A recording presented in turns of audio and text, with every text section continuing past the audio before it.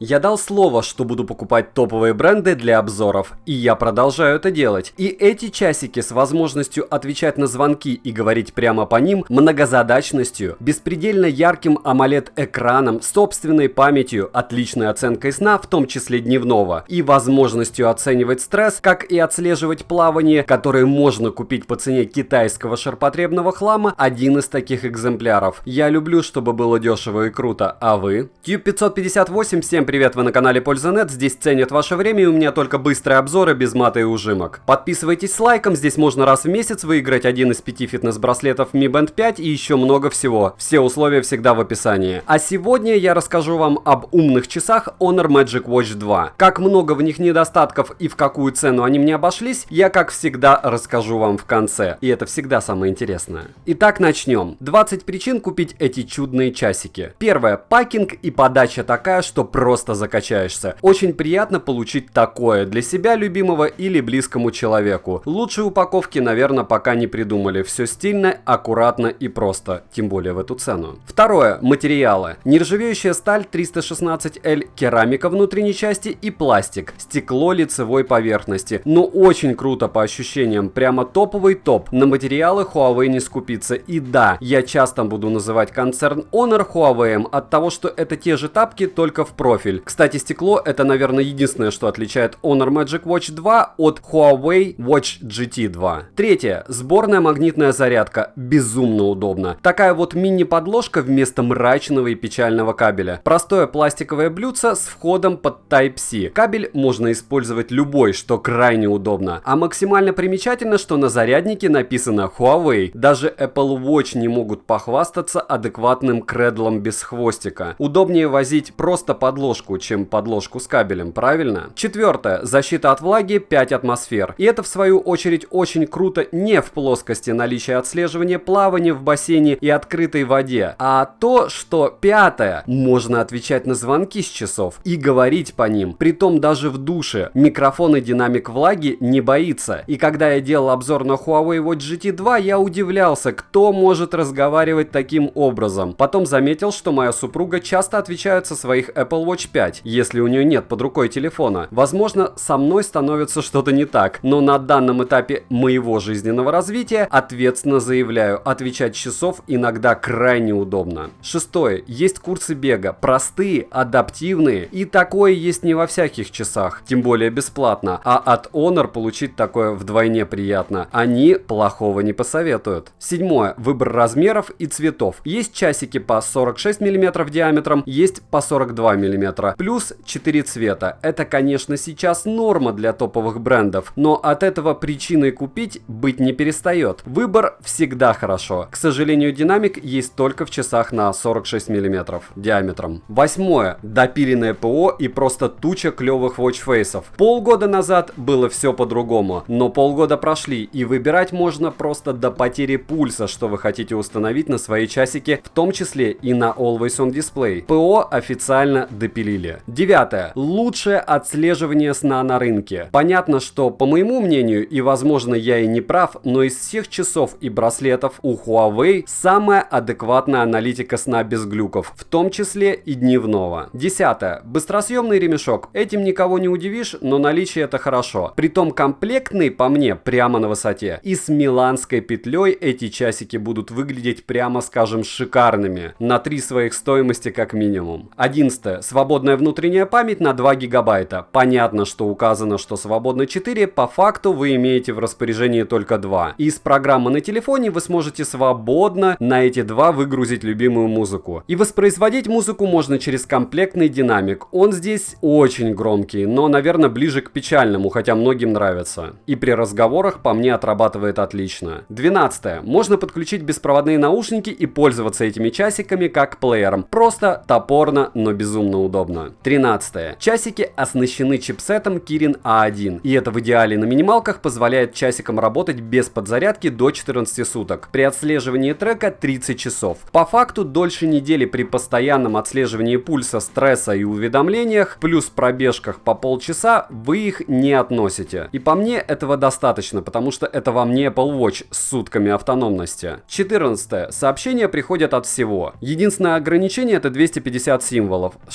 шаблонов для ответа нет, как и возможности отвечать на сообщения. Сообщение имеет иконку, соответствующую программе, с которой они пришли. 15-я причина. До 10 выбранных вами контактов вы сможете спокойно набрать прямо с часов. И это тоже мега удобно, если у вас семья. Вспомнили, набрали. Или в машине, если нет громкой связи. Или в ванной, если не хотите утопить ваш телефон. 16-е. Барометр, таймер и дыхательные упражнения. И может вас это улыбнет, но по факту эти фишки есть не во всех часах. При том, что барометр очень нужная приблуда, которая редко встречается, а нужна она практически всем моим знакомым. 17-е. Датчик пульса адекватный, и отдельный плюс, как и во всех девайсах от Huawei, он не считает пульсу воздуха, что часто бесит в девайсах Xiaomi. Мозг понимает, что счет пульса у воздуха не критично, а все равно это дело крайне нервирует. 18-е. Always on display на борту, и это отлично. И пусть есть шим, но AMOLED 454 на 454 точки с 326 ppi в бюджетных часиках выглядит отлично.